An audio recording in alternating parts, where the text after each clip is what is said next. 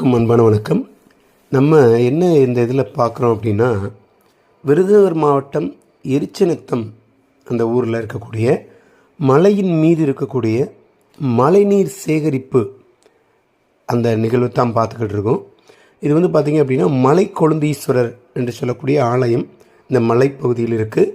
அங்கு இந்த மழைநீர் சேகரிப்பு கிட்டத்தட்ட ஒரு 150 வருடங்களுக்கு முன்பாகவே மலையில் வடிவமைக்கப்பட்டுள்ளது.